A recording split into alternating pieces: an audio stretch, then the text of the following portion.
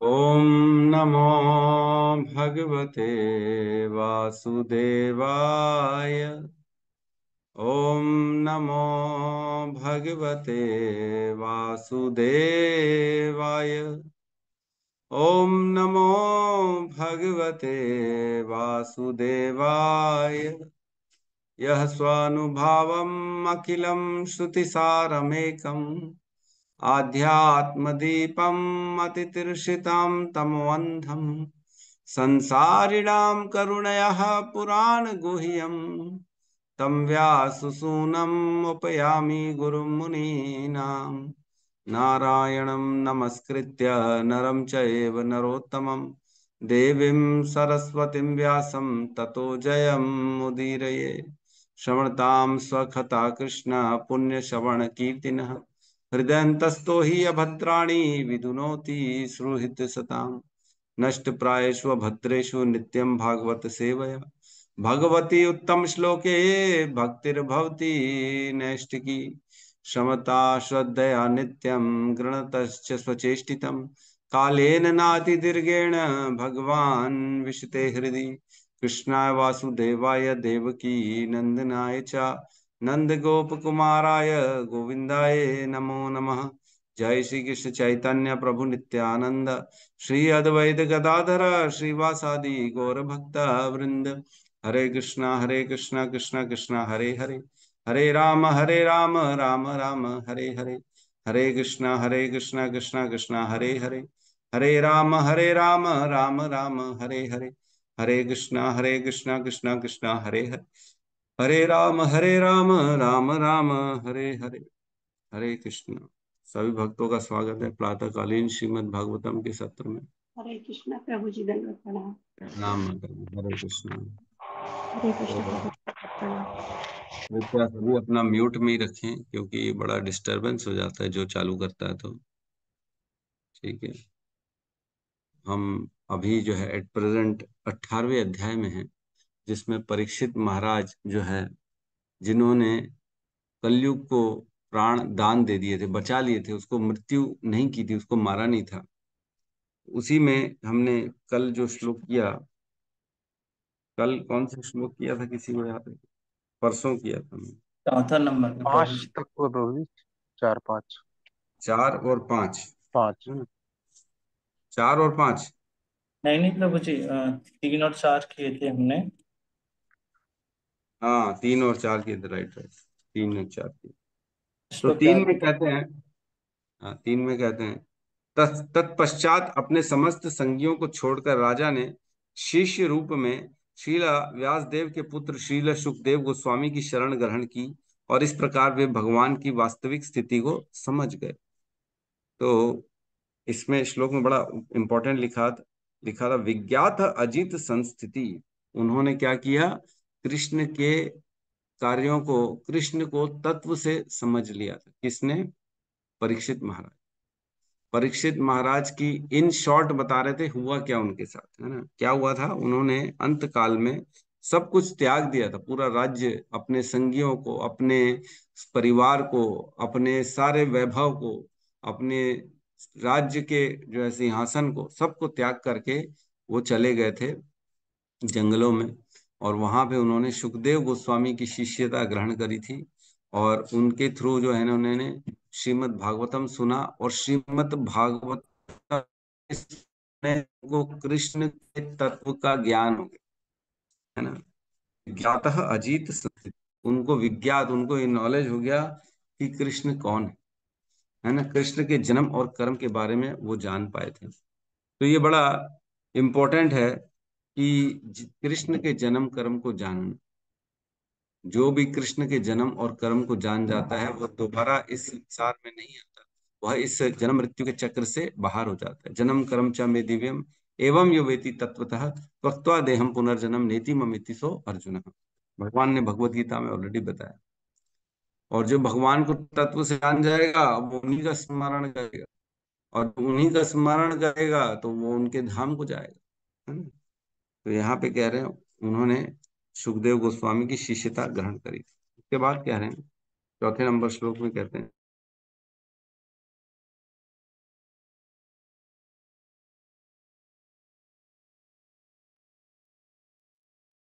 Network problem है कुछ। अंतिम क्षणों में भी किसी प्रकार की भ्रांति होने का खतरा नहीं हो। तो जीवन के अंत काल में भी भगवान का स्मरण बना रहे, तो ऐसे लोगों का बना रहता है जो अपने पूरे जीवन को कृष्ण के प्रति, उनके कथाओं के श्रवण के प्रति अर्पित कर देते है ना। नौ उत्तम श्लोक वार्ता नाम, इसमें प्रभुपाद ने बताया वह व्यक्ति जिनके जीवन का उद्देश्य केवल भगवान के कथा कीर्तन का श्रवण करना है ना। वार्ता नाम मीन्स उन पर जीवित रहने वाले, केवल कृष्ण के कथा, कृष्ण के गुण रूप लीला नाम, इनका श्रवण और कीर्तन करना जिनके जीवन का मुख्य उद्देश्य। हमने चर्चा करी थी ऐसे व्यक्ति को अंत काल में भी किसी भी प्रकार की भ्रांति नहीं रहती, कोई कंफ्यूजन नहीं रहता, कोई मोह नहीं रहता, क्योंकि व्यक्ति का जो अंत काल होता है ना, वो बड़ा खतरनाक होता है। कफ, पित्त, वात, ये सब जो है ना अवरुद्ध उत्पन्न कर देता है। व्यक्ति सोच नहीं पाता, सुन समझ नहीं पाता है, उसका दिमाग काम नहीं करता। ऐसी परिस्थिति में भी जिसने जीवन भर भगवान के नाम का श्रवण किया है, कीर्तन किया है, उसके हृदय में भगवान ऑटोमेटिकली खुद प्रवेश होके उसे अपना स्मरण करवा देते।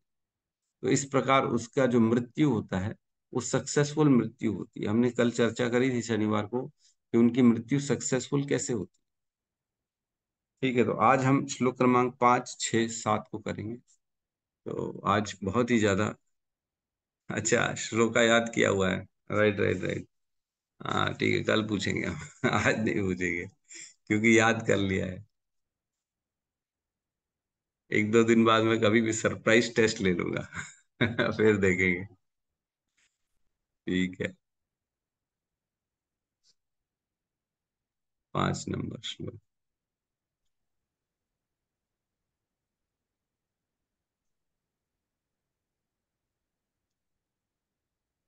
श्लोक क्रमांक 5। तावत का, एक मिनट सॉरी। तावत कलीन प्रभवेत तावत् तावत् कलीन न प्रभवेत् प्रभवेत् प्रविष्टो अपि सर्वतः प्रविष्टो अपि सर्वतः सर्वथा यावदीतो महान् उव्याम् यावदीशो अवधीशो महानुर्व्याम् महानुर्व्याम् अभिमन्यव एकराट् अभिमन्यु एकराट् तावत् ता- कलीन प्रभेत तावत् तीर्न प्रभवेत् प्रविष्टः अपि इह सर्वथा प्रविष्टो अपि सर्वतः यावत् ईशा महान् उर्व्याम् यावदीशो महानुर्व्याम् आभिमन्यव एकराट् अभिमन्यव एकराट् तावत् कर्ली न प्रभवेत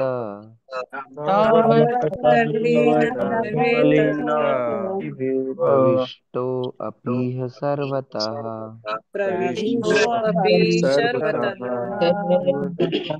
यावदीशो महानुर्व्याम् महानुर्व्याम्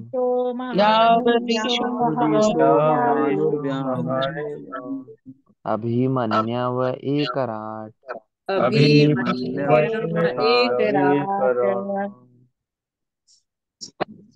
तावत् कल्लेन प्रभवेत् कलीन प्रभवेत प्रविष्टो अपि सर्वतः प्रविष्टो अपीह सर्वतः यावदेशो महानुर्व्याम् यावदीशो महानुर्व्याम् महानुर्व्याम् अभिमन्यव एकराट् एकराट् जब तक अभिमन्यु का महान शक्तिशाली पुत्र संसार का सम्राट बना हुआ है, तब तक कली के पनपने की कोई गुंजाइश नहीं है। ओम अज्ञान तिमिरंधस्य ज्ञानांजन शलाकया चक्षुरुन्मिलितं येन तस्मै श्रीगुरुवे नमः। श्रीचैतन्यमनोभीष्टं स्थापितं येन भूतले स्वयं रूपः कदा मह्यं ददाति स्वपदान्तिकम्। वन्देऽहं श्रीगुरु श्रीयुतपदकमलं श्रीगुरून् वैष्णवांश्च श्रीरूपं सागरजातं सहगण रघुनाथान्वितं तं सजीवं साद्वैतं सावधूतं परिजनसहितं कृष्ण चैतन्य देवं श्री राधा कृष्ण पादान् सहगण ललिता श्री विशाखान्वितांश्च। हे कृष्ण करुणा सिंधु दीन बंधु जगतपते गोपेश गोपिका कांता राधा कांत नमस्तुते। तप्त कांचन गौरांगी राधे वृंदावनेश्वरी वृषभानुसुते देवी प्रणमामि हरिप्रिये। वाञ्छाकल्पतरुभ्यश्च कृपा सिन्धुभ्य एव च पतितानां पावनेभ्यो वैष्णवेभ्यो नमो विष्णुपादाय कृष्णपृष्ठाय भूतले श्रीमते भक्तिवेदांत स्वामीति नामिने। नमस्ते सारस्वते देवे गौरवाणी प्रचारिणे निर्विशेष शून्यवादी पाश्चात्य देशतारिणे। जय श्री कृष्ण चैतन्य प्रभु नित्यानंद श्री अद्वैत गदाधर श्रीवासादि गौर भक्त वृंद। हरे कृष्णा कृष्णा कृष्णा हरे हरे हरे राम हरे कृष्ण। तो इस श्लोक में कह रहे हैं तावत कलीन न प्रभवेत। तावत मीन्स जब तक तब तक, है ना। तब तक कब तक, तब तक कली न प्रभवेत, तब तक कली अपना प्रभाव नहीं दिखा पाया। तावत कलीन न प्रभवेत, तब तक कली ने अपना प्रभाव नहीं दिखाया। कब तक, आगे बताएंगे कब तक। यहाँ कह रहे हैं तब तक कली ने प्रभाव नहीं दिखा पाया। प्रविष्टो अभी सर्वथा, यद्यपि वो हर कहीं पूरे पृथ्वी में, मतलब यहाँ प्रवेश कर चुका था। यद्यपि पूर्ण रूप से वह हर कहीं प्रवेश पा चुका था। सर्वतः, क्योंकि परीक्षित महाराज ने उसको रहने के लिए स्थान दिया था, इसलिए प्रवेश पा चुका था पृथ्वी में। और उसको जहां जहां चारों स्थान दिए थे पूरी पृथ्वी में, उन चारों स्थानों पे वो सर्वतः हर कहीं प्रवेश कर चुका था। यावद ईशो महानु महान अव्या यावद ईशो महान उव्याम, जब तक महान राजा वह, जब तक पहले वाला जो है ना, तब कब तक, जो तावत कालीन था ना तब तक, है ना, पहले में तब तक वो प्रभाव नहीं दिखा पाया। फिर आंसर है यावत ईशो महान और व्याम, जब तक महान राजा परीक्षित वहां पे थे। मतलब कलयुग ने प्रवेश यद्यपि पा लिया था पूर्ण रूप से, लेकिन वह अपना प्रभाव नहीं दिखा पाया। कब तक नहीं दिखा पाया, जब तक परीक्षित महाराज, वो महान, जो महान राजा है परीक्षित महाराज, वो वहां पे व्याप्त थे, वह शक्तिशाली है। और वो कौन है, अभिमन्यव एक राट, अभिमन्यु के पुत्र हैं, जो पूरे पूरे सम्राट बने हुए। वो एक राट, वो एक ही हैं जो पूरे सम्राट बने हुए हैं। और उनकी इतनी शक्ति है, वो परीक्षित महाराज इतने धर्मपरायण हैं कि जब तक परीक्षित महाराज थे तब तक कलयुग यद्यपि प्रवेश कर चुका था कलयुग, लेकिन फिर भी अपना प्रभाव प्रकट नहीं कर पा रहा। तो यहाँ पे पिछले श्लोक में एक्चुअल में लिंक पिछले श्लोक से यह है कि पिछले श्लोक में कह रहे हैं परीक्षित महाराज इतने महान भक्त थे, तो वो जब अंत काल किसी का भी आता है ना तो वो भ्रमित हो जाता है। लेकिन परीक्षित महाराज इतने महान थे कि वो पूरा जीवन उन्होंने धर्म परायण थे, तो उनका डिस्टर्ब होने का उनका कोई है ही नहीं। मतलब कहीं से भी कोई प्रॉब्लम ही नहीं कि वो अंत काल में अपने आप को जो है ना कहीं और भ्रमित कर दे, मोह में डाल दे। तो जब तक परीक्षित महाराज थे तब तक कलयुग यद्यपि था, लेकिन प्रवेश नहीं कर पाया, प्रभाव नहीं दिखा पाया, है ना। तो इसमें बहुत ज्यादा डिस्कशन नहीं है। कली ने इस पृथ्वी में बहुत पूर्व में प्रवेश पा लिया था और वह संपूर्ण संसार में अपना प्रभाव फैलाने की ताक में था, किंतु महाराज परीक्षित की उपस्थिति के कारण वह ऐसा नहीं कर पा रहा। ताक में था, वो वेट कर रहा था, अरे मौका मिले मैं अपना चौका मारूं। वो प्रवेश कर चुका था। प्रभाव, कलयुग का क्या प्रभाव है, कलयुग का क्या काम है, अधर्म फैलाना। अधर्म के चार पैर हमने पढ़े थे, किसी को याद है? किसको किसको याद है अधर्म के चार पैर? बताओ हरे प्रभु। कृष्णा प्रभु जी, याद है। हाँ हाँ, आप हैंड रेस करिए, बताइए मत। है ना, याद है प्रभु जी को। अयोध्या से अजीत माधव प्रभु। और किसको याद है? मुझे याद है प्रभु जी। अच्छा, सावित्री माता जी को भी याद है, ठीक है। देवलता माता जी को भी याद है, दिव्य लोचन प्रभु को भी याद है, रोहिणी नंदन प्रभु को भी याद है। वाह, हरि बोल। रोहिणी नंदन प्रभु आप ही बता दीजिए, चलिए। आपका म्यूट है प्रभु, म्यूट है। प्रभु जी गर्व हमने पढ़ा था। हाँ। और यस। मदय वो वाला जो अपना असत्य असत्य तो ठीक है। और अवैध संग। हाँ, और मदय, ठीक है, चार हाँ, बता दिया ये प्रभु प्रभु जी जी ने। हमारा तो अच्छा याद है प्रभु जी। ये हमारा जो है ना, जो प्रभुपाद ने 4 नियम दिए हैं ना, यही है जो। नहीं नहीं, नहीं नहीं, अधर्म के चार पैर अलग हैं, और प्रभुपाद के नियम जो है ना वो ठीक है, अच्छा वो सॉरी। धर्म को फॉलो करने के लिए ही है, लेकिन वो हम्म। अलग अलग है। तो अधर्म प्रभु के जी चार पैर हमने पढ़ा था, स्मय, स्मय, संग, मदय और असत्य। ये सत्य। चार हमने पढ़े थे, है ना। स्मय मीन्स गर्व अहंकार, और संग मीन्स स्त्री संग, और मदय मीन्स नशा करना, दारू पीना, चाहे अपने पद पोस्ट प्रतिष्ठा का नशा करना, और असत्य। तो इसको बराबर है, प्रभुपाद ने जो नियम दिए वो इसलिए दिए ताकि हम धर्म को फॉलो कर सकें, ताकि हम अधर्म से दूर रहें और धर्म को फॉलो कर सकें। ठीक है, बहुत सुंदर। तो यहाँ कह रहे हैं, जो परीक्षित महाराज, जो कलयुग था, वह उसका काम क्या था? इसको फैलाना, है ना। अपने आप की प्रॉपर्टीज, अपने जहाँ जो जैसा रहता है वो अपना वातावरण बना लेता है। तो कलयुग जाएगा तो कलयुग चाहेगा कि मैं इसको प्रचार करूं। लेकिन कलयुग को जो चार स्थान दिए थे रहने के लिए, वो कहीं थे ही नहीं पृथ्वी में।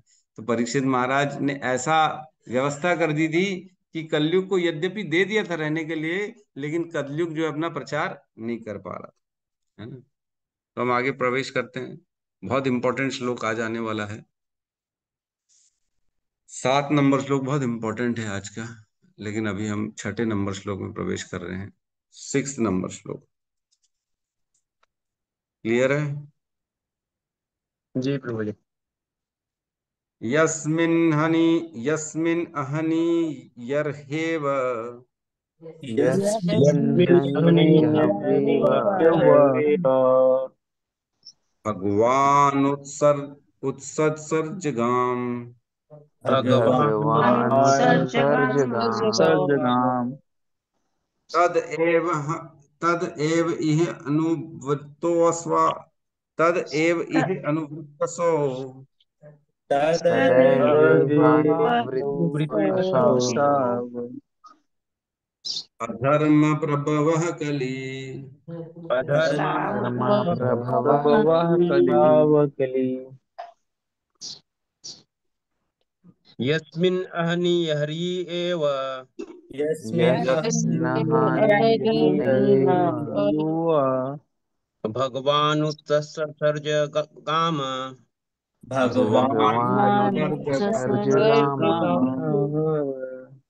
तद एव इह अनुवृत्तसो तदेवानुवृत्तसा अधर्म प्रभवः कली। धर्मप्रभवः कली।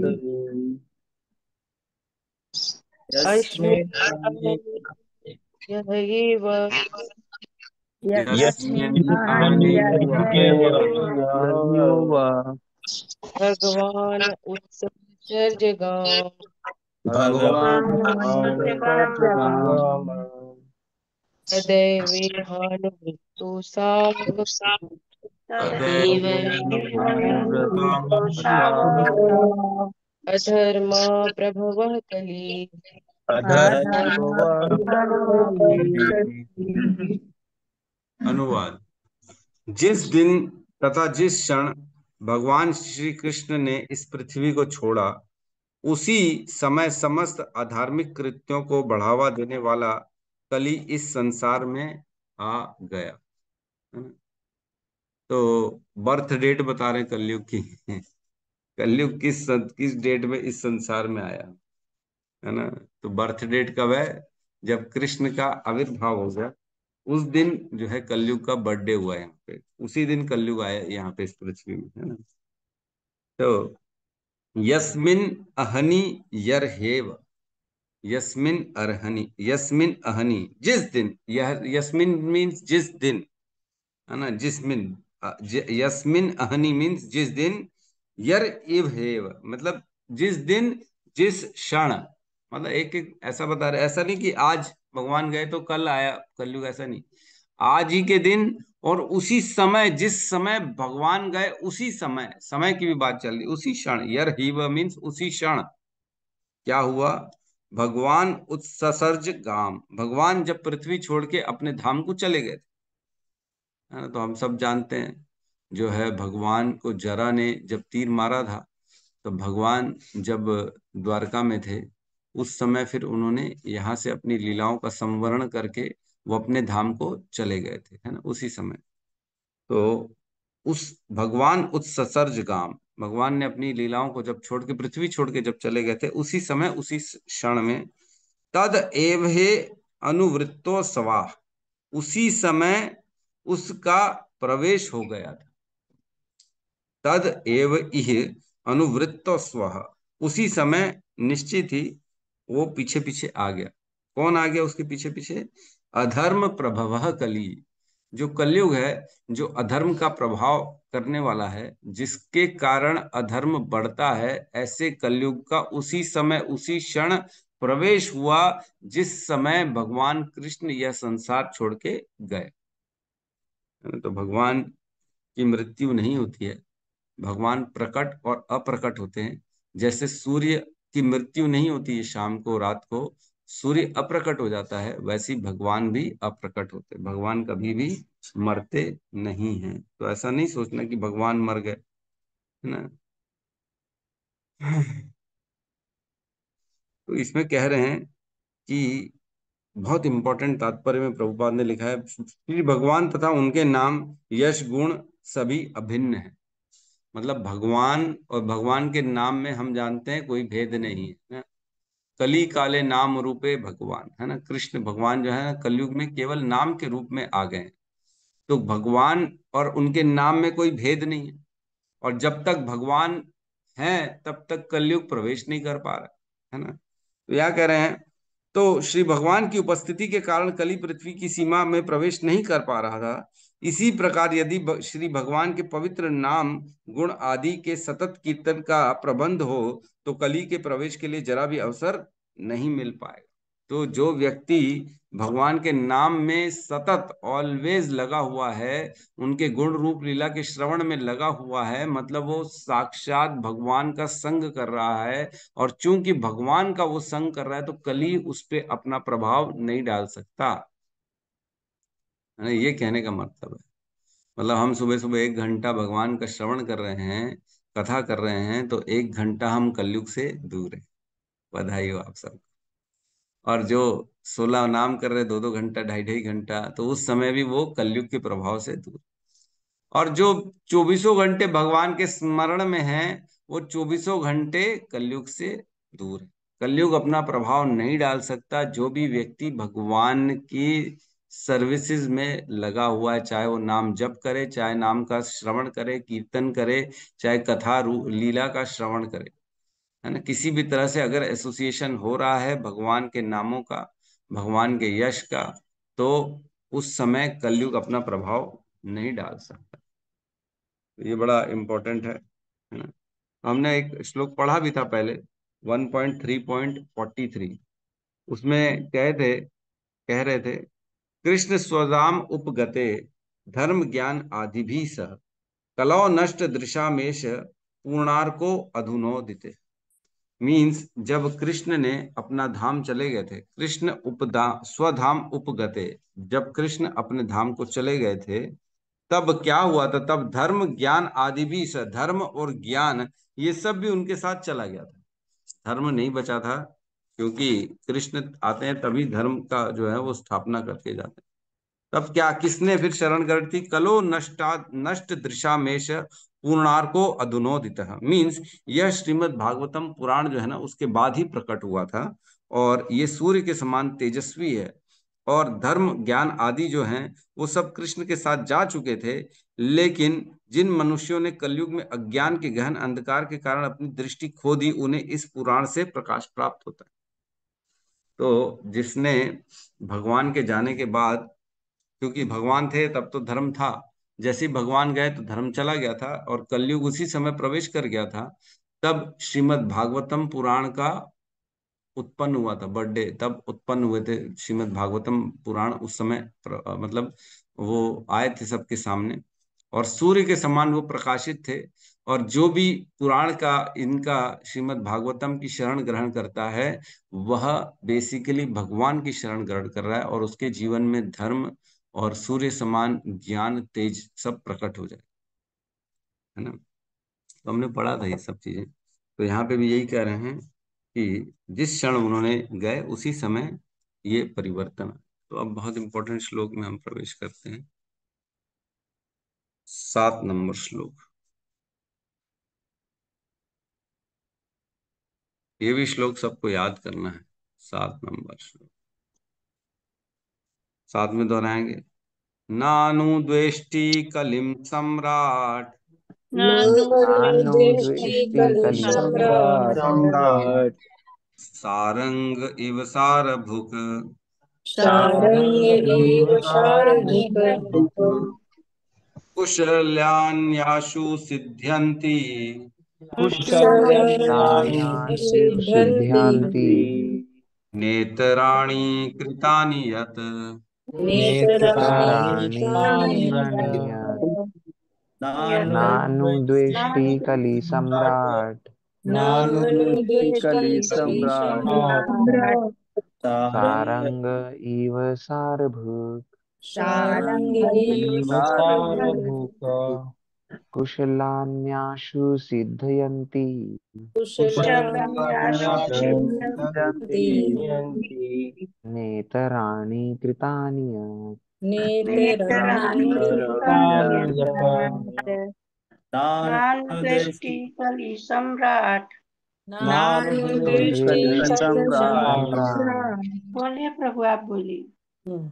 पूरा बोलिए कोई बात नहीं। एक लाइन बोलने के बाद बोलते आप बोलिए माता जी, कोई दिक्कत नहीं। प्रभु जी बीच में मैं रुकी नहीं। फॉलो करिए। बोलिए, सारंग आप बोलिए, इव समझ सकते हैं। सारभूक, शारंग इव सारंग इव सारभूत कुशलन्यासु सिद्ध्यन्ति, कुशलान्यासु अन्यासु सिद्ध्यन्ति सिद्ध्यन्ति नेतराणि कृतानि यत्। नेतराणि नेत्राणि कृतानि यत्। हरे कृष्ण। बोलिए गौतम बुद्ध। नानुद्वेष्टि सम्राट नानुद्वेष्टि कलि नानुद्वेष्टि सम्राट शारंग इव सारंग इव सारभूत सारभूत कुशलान्यासु सिद्ध्यन्ति कुशलन्यासु कुशलान्यासु सिद्ध्यन्ति नेतराणि कृतानि यत्। नेतराणि नेत्राणि कृतानि कृतानि यत्। अनुवाद। प्लीज म्यूट कर लीजिए। महाराज परीक्षित मधुमक्खियों की तरह यथार्थवादी थे, जो केवल पुष्प के सार को ग्रहण करती है। वे यह अच्छी प्रकार जानते थे कि इस कलयुग में कल्याणकारी वस्तुएं तुरंत ही अपना शुभ प्रभाव डालती हैं, जबकि अशुभ कर्मों को वास्तविक रूप में संपन्न करना पड़ता है, जिससे प्रभाव जमा सके।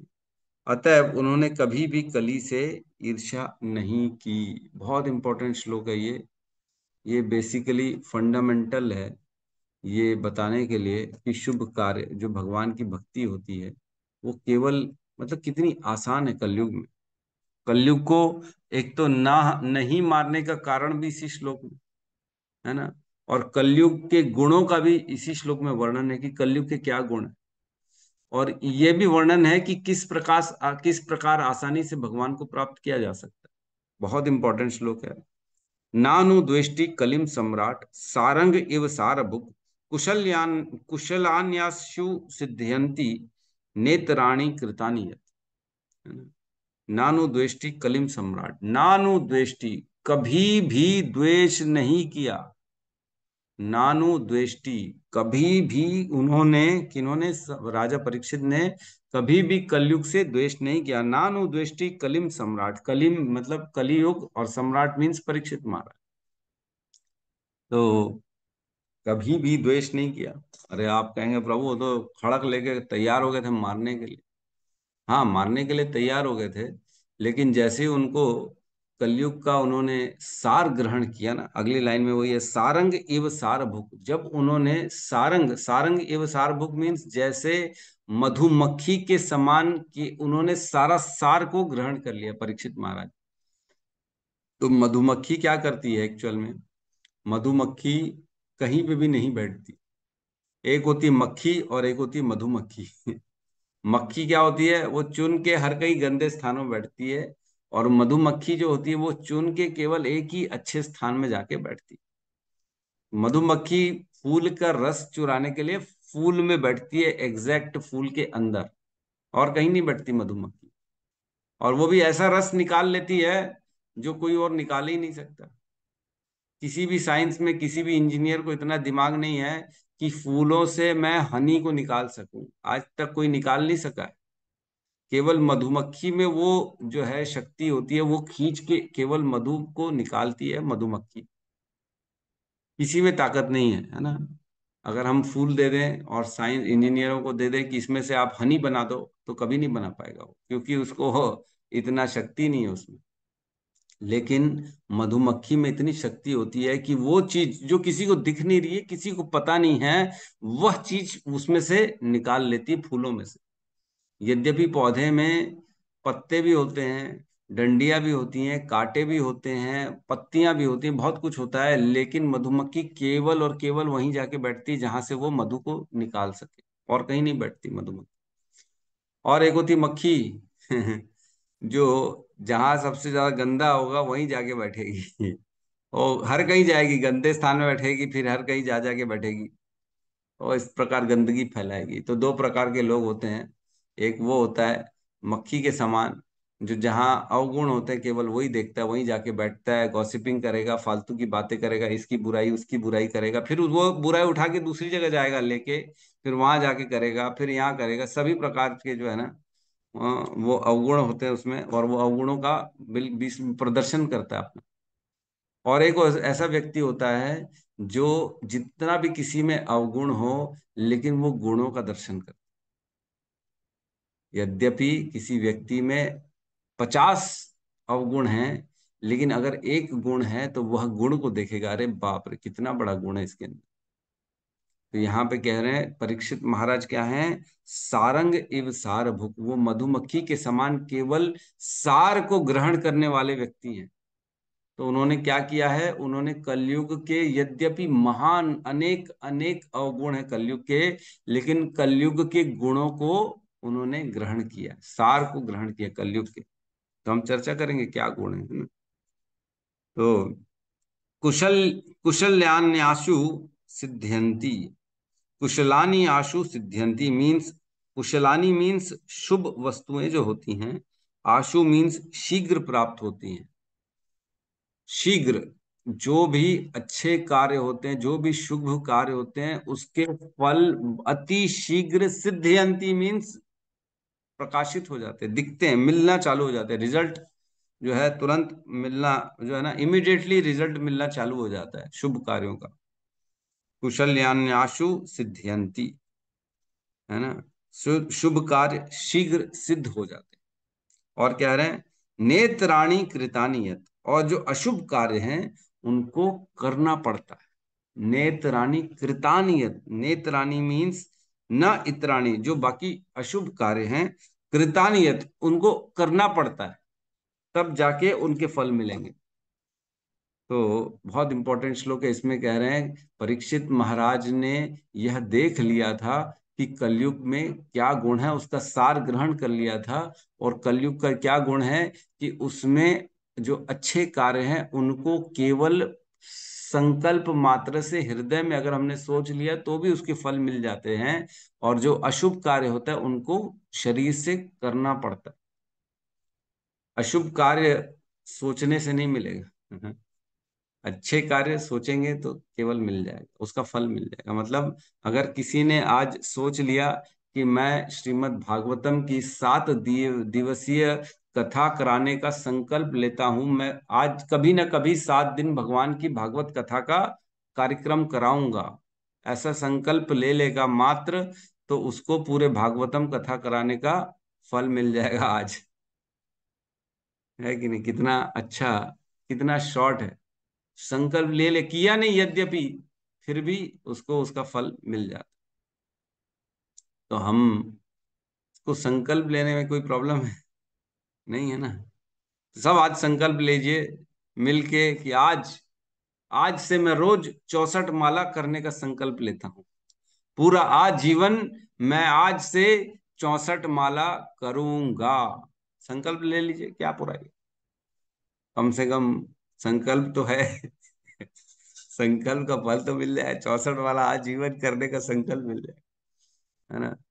तो इस प्रकार केवल मन में संकल्प अच्छे कार्यों का लेने से उसका फल मिल जाता है, शीघ्र शीघ्र फल मिल जाता है। इसमें और कहते हैं, जब सुखदेव गोस्वामी कहते हैं, कले दोष निधे राजन अस्थि ही एको महान गुण। हे परीक्षित महाराज, इसमें बहुत सारे दोष हैं लेकिन एक महान गुण भी है। कले दोष निधे राजन, इस अस्थि एक महान गुण, कीर्तनादेव कृष्णस्य मुक्त संग परम वद, मुक्त संग समाचर, है ना? तो केवल कृष्ण का, कीर्तनादेव कृष्ण से, कृष्ण का कीर्तन करने से मात्र जो है ना व्यक्ति को मुक्ति मिल, बहुत इंपॉर्टेंट है। इसमें हम काफी सारे मैंने श्लोकों को निकाल के रखा है, उसमें चर्चा करेंगे कि किस प्रकार कलयुग में कितनी आसानी से भगवान की प्राप्ति हो रही है। पहले हम श्लोक को थोड़ा सा और समझ लेते हैं। इसमें कहते हैं, नानु द्वेष्टि, कह रहे कभी भी द्वेष नहीं किया परीक्षित महाराज ने। जब उनको श्राप मिल गया, श्रृंगी श्रमिक ऋषि का पुत्र श्रृंगी ने जब उनको श्राप दे दिया, तब भी उन्होंने कलयुग से द्वेष नहीं किया। मृत्यु के समय भी उन्होंने कलयुग से कभी द्वेष नहीं किया। हमारे साथ कोई ऐसा कर दे, कितना द्वेष करते हैं। अरे साला हमारे साथ, मेरे साथ बेईमानी करता है, मेरे साथ बदतमीजी करता है, तुम जानते नहीं हो, है ऐसा कोई करता है तुम जैसा हमारे साथ कर रहे हो, तेरे कारण मेरी मृत्यु हो रही है। अरे बाप रे बाप। लेकिन यहाँ पे कह रहे हैं कभी भी द्वेष नहीं किया, ये बहुत बड़ा गुण है परीक्षित महाराज का। क्यों गुण है? क्योंकि वो जानते थे कलयुग रहेगा तो भगवत प्राप्ति बड़ी आसान है, लोगों को आसानी से भगवान की प्राप्ति होने वाली है, बड़ा जैकपॉट लगने वाला है लोगों को। मतलब आप ये यकीन नहीं कर पाएंगे कि जो भगवान की प्राप्ति है ना, युगों युगों में बहुत मुश्किल से होती है लोगों, कई युग बीत जाते हैं और भगवान की प्राप्ति बड़ी मुश्किल से लोगों को मिलती है। लेकिन इस कलयुग में क्या है, अभी अभी चैतन्य महाप्रभु आए हैं, उन्होंने भगवान का नाम संकीर्तन हम सबको दिया हुआ है, और इसको करने मात्र से बड़ी आसानी से भगवत प्राप्ति हो जाती है। 95% सेल लगी हुई, 95% ऑफ चल रहा है, मात्र 5% केवल हमको क्या करना है, भगवान का नाम जप करना है और भगवान की प्राप्ति आसानी से कर देंगे। बहुत बड़ी सेल लगी हुई, सेल में लेते हैं ना एडवांटेज, सब लोग लेते हैं ना, सस्ता माल मिलेगा हम सब ले लेते हैं। मैं तो सेल में ही लेता हूँ। मैं सेल में ले लेता हूँ, ठीक है। तो यहाँ कह रहे हैं तात्पर्य में, इस अधम युग में सभी जीव विचित्र स्थिति में रहते हैं, विचित्र स्थिति में रहते हैं, अतः श्री भगवान ने उन्हें कुछ विशेष सुविधाएं दे रखी। तो यह जो हमारा अभी एट प्रेजेंट चल रहा है कलयुग, इसमें बहुत विचित्र सी बातें हो रही है। विचित्र सी बातें ऐसे हो रही हैं, लोग मैं देखता हूँ उठते तो हैं सवेरे, लेकिन वो ना कुत्ते को घुमाने के लिए, सुसु पोटी कराने के लिए उठते, भगवान के लिए नहीं उठेंगे। भगवान के लिए अगर बोल देना हम तुमको उठना पड़ेगा 6 बजे, आओ नाम जप करो, कीर्तन करो, भगवान का आरती करो, नहीं नहीं प्रभु 6 बजे कैसे होगा, पॉसिबल ही नहीं। और बोलोगे कुत्ता पालोगे और 5 बजे उसको सुसु पोटी कराने ले जाना है तो करा लेंगे, हाँ हाँ करा लेंगे, हम करा लेंगे, ठीक है। तो विचित्र है कि नहीं? लोग 10-10 घंटे मेहनत कर रहे हैं। कल सुन रहा था मैं, एक पति है और एक पत्नी है, पत्नी अलग जॉब कर रही है, पति अलग जॉब कर रहा है। पति कहीं और शहर में है, पत्नी कहीं और शहर में है, और दोनों जॉब कर रहे हैं और दोनों साथ में रह रहे हैं, मतलब साथ में इन द सेंस पति पत्नी के रूप में है। तो ये क्या विचित्र नहीं है कि जीवन काहे के लिए मिला है तुमको? अलग अलग रहने के लिए, एक साथ रह के भगवान की प्राप्ति करनी, भगवत प्राप्ति करनी है। थोड़ा बहुत पैसा कम भी आ गया तो क्या फर्क पड़ना है? नहीं नहीं, पैसा तो पूरा चाहिए। कई लोगों को ना जॉब का सेटिस्फेक्शन नहीं मिलता है जब तक वो मेहनत नहीं करता। अरे प्रभु हमको ये चाहिए, हमको वो चाहिए, अरे उतना ही पैसा तुमको घर में बैठे बैठे मिल जाएगा तो नहीं नहीं नहीं। एक हमारे रिश्तेदार है, ससुराल पक्ष में एक लड़की कन्या है ना, वो बुटीक चलाती है। अब मैंने उसके लिए ना रिश्ता ढूंढा, वो अच्छी 24 साल की, 25 साल 26 साल की होगी होगी मेरे ख्याल से। तो मैंने उनको ना एक बहुत अच्छा रिश्ता भेजा लड़के का। मैंने कहा बहुत पैसे वाले, तुमसे तो बहुत अच्छे हैं, तुमको टेंशन ही क्या है, बहुत पैसा है उनके पास, शादी कर लो। बोले नहीं नहीं, मैं अपने पैर पे कुछ बनना चाहती हूँ। और तो बन के भी करेगी क्या? पैसे कमाने के लिए तो बनना चाह रही है ना, पैसा तो तेरे को ऑटोमेटिक मैं दिला रहा हूँ, क्या प्रॉब्लम है तेरे को? नहीं नहीं नहीं नहीं, मेरे को जॉब सेटिस्फेक्शन नहीं मिलेगा, मैं ऐसे ही कैसे किसी के पैसे में बैठ, अरे विचित्र स्थिति है कि नहीं? तुम जबरदस्ती स्ट्रगल करना चाहते हो, तुम जबरदस्ती मेहनत करना चाहते हो, और वहां पे रेडीमेड वो चीज मिल रही है, फिर भी नहीं नहीं नहीं चाहिए हमको, नहीं नहीं करना, अच्छा मत करो, हमको क्या करना? मतलब बड़ी विचित्र स्थिति है। अरे मैंने, तू जितना कमाती है, जितना तू साल भर कमाएगी उतना तो वो तेरे को 4 दिन में 5 दिन में दे देगा, इतना पैसा वहां पे। फिर भी नहीं करूंगी, बोलती नहीं मेरे को तो अपना जॉब करना है, अपना कुछ करना है। ठीक है कर लो। तो विचित्र स्थिति है लोगों की यहाँ पे इस कलयुग में। उनको समझ में नहीं आता कि उनको करना क्या है, यही नहीं मालूम, उनकी धारणाएं उनके बेसिकली फंडामेंटल ही क्लियर नहीं है कि करना क्या है। कोई कुछ कर रहा है, कोई कुछ कर रहा है, विचित्र स्थिति है। तो ऐसे विचित्र युग में भगवान ने क्या किया है, हमको विशेष सुविधाएं प्रदान कर दी है कलयुग। अभी जो समय चल रहा है ना, वह कह रहे हैं गोल्डन एरा चल रहा है अभी। जब से चैतन्य महाप्रभु आए हैं, उन्होंने आके, जैसे प्रधानमंत्री कहीं जाता है, नरेंद्र मोदी किसी स्टेट में जाएगा तो क्या करेगा, कुछ ना कुछ उनको गिफ्ट करके आते हैं। आज हम नरेंद्र मोदी हमारे यहाँ पे आए तो उन्होंने एक बहुत बड़े विशाल फैक्ट्री का यहाँ पे नींव रख के गई, या आए इस प्रदेश में तो उन प्रदेश के वासियों को उन्होंने इतना इतना दिया ताकि उनका उद्धार हो। जो भी है, कोई बड़ा व्यक्ति आता है ना, तो उसका काम है कि मैं जाऊं तो कुछ ना कुछ उन लोगों को बांट के आऊं, है ना, फ्री में दे के आऊं। मेरे मेरे जाने का कुछ तो इम्पोर्टेंस होना चाहिए। तो वैसे ही चैतन्य महाप्रभु आए जब इस संसार में, तब उन्होंने नाम संकीर्तन दिया, और उन्होंने हमको इतना बड़ा आसान सा मार्ग प्रदान कर दिया भगवत प्राप्ति का। क्या क्या मार्ग है? हरे कृष्णा कृष्णा कृष्णा हरे हरे, हरे राम राम हरे। केवल नाम मात्र का कीर्तन करने से भगवान की प्राप्ति, इतना आसान है। विशेष सुविधाएं प्रदान की। अतः श्री भगवान की कृपा से जब तक जीव किसी पापी कार्य में वास्तव में करता नहीं है, तब तक उसे उस कर्म का भागी नहीं होता।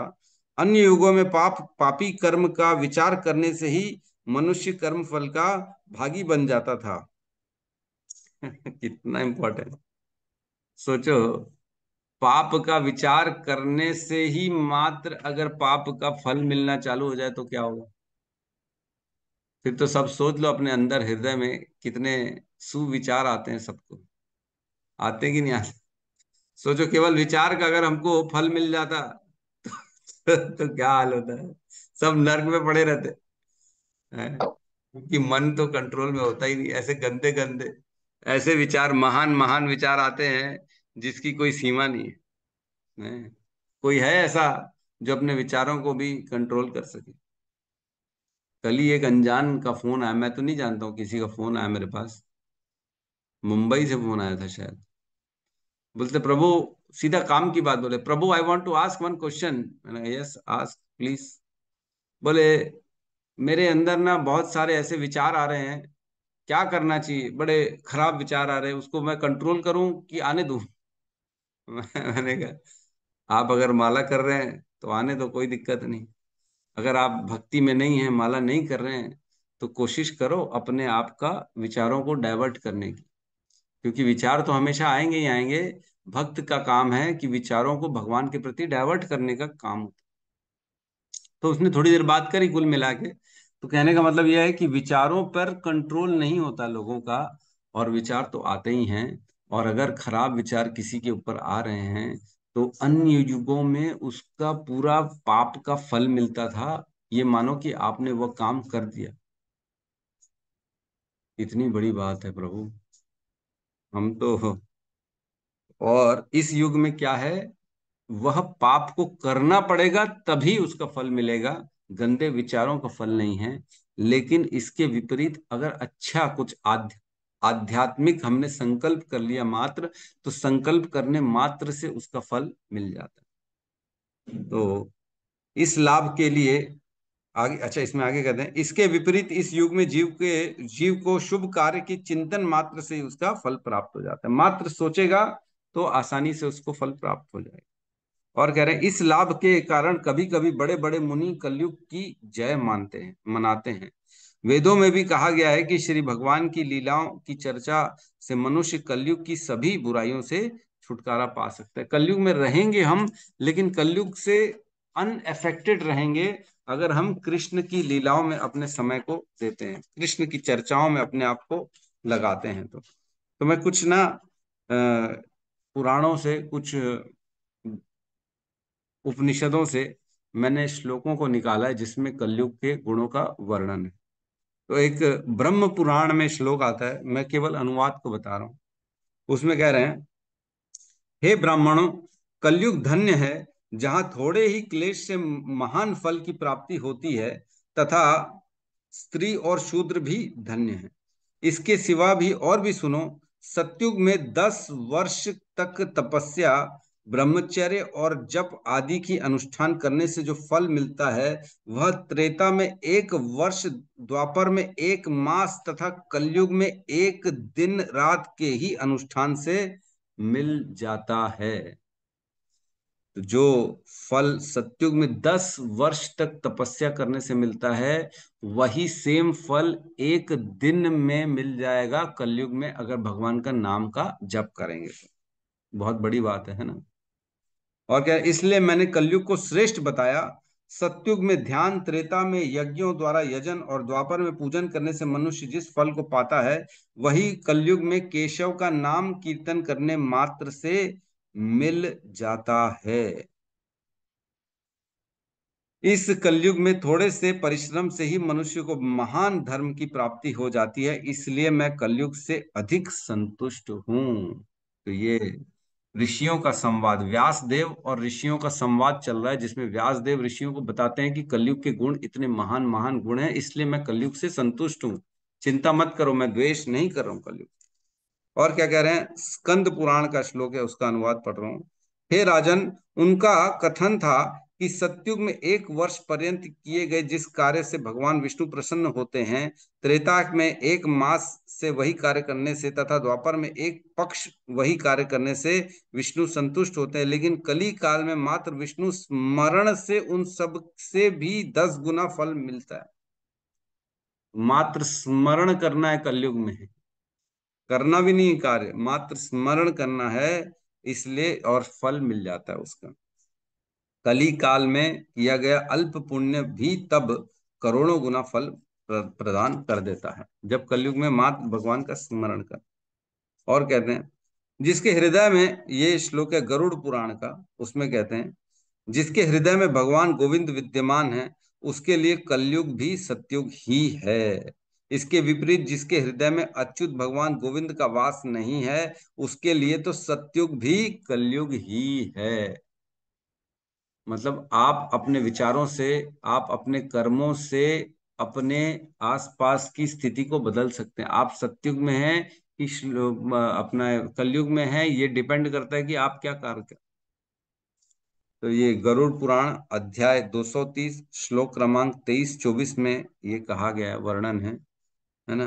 और कह रहे हैं, जिसका चित्त आगे और पीछे चलते या तथा बैठते सदैव भगवान गोविंद में रमा हुआ है, वह व्यक्ति सदा ही कृतकृत्य है, मतलब धन्य है वह व्यक्ति। और आगे कह रहे हैं,